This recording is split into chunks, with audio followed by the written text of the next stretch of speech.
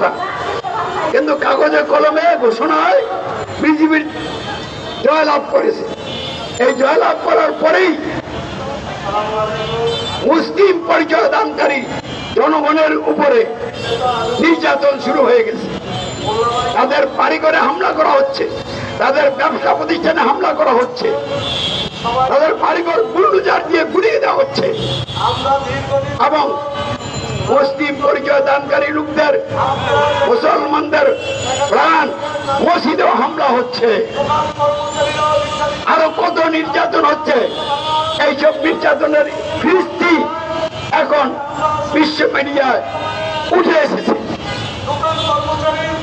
এইভাবে চলবে, এভাবে চলা তো উচিত নয়। তাই আমরা ভারত সরকারকে, বিশেষ করে ভারতের প্রধানমন্ত্রী নরেন্দ্র মোদী সাহেবকে আহ্বান করব, বেশি বাড়াবাড়ি করবেন না। ফেরাউন বাড়াবাড়ি করেছিল, টিকতে পারে নাই। নমরুদ বাড়াবাড়ি করেছিল, টিকতে পারে নাই। আপনি মোদী বাড়াবাড়ি করে টিকে যাবেন। আপনি মুসলিম পরিচয় যারা দেয়, আপনার দলের লোকেরা যারা উগ্রবাদী, আপনার দলের সকলের লোকদেরকে আমি বলছি না, আপনার দলের মধ্যে আপনার মতো যারা উগ্রবাদী হিন্দু, তারা মুসলিম পরিচয় দানকারী লোকদের উপরে আক্রমণ চালাচ্ছে, আর আপনি তামাশা দেখছেন।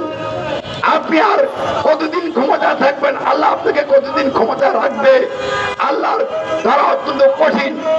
আল্লাহর ধরা থেকে আপনি কি বাঁচতে পারবেন? বাঁচতে পারবেন না। তাই সাবধান হন।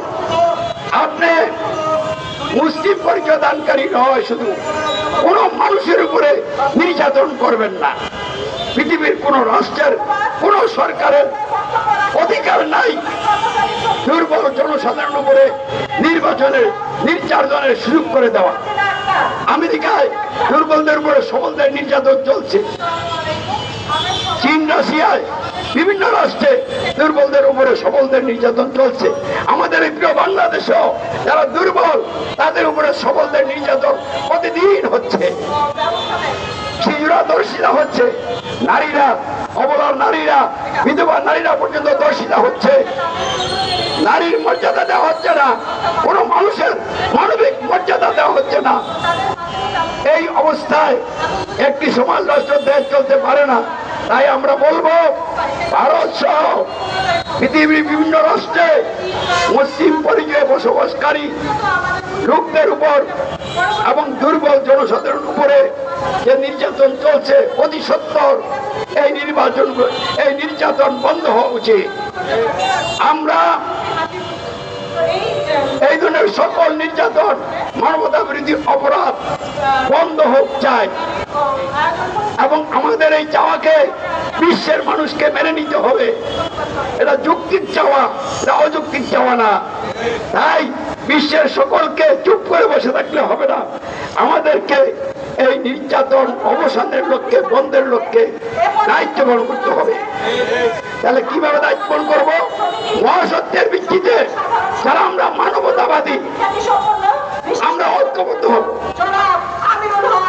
কথা কি বুঝে আসছে? আমরা যারা মানবতাবাদী, মানবতার কল্যাণ চাই, জাতি, ধর্ম, বর্ণগোত্র নির্বিশেষে সকল মানুষের কল্যাণ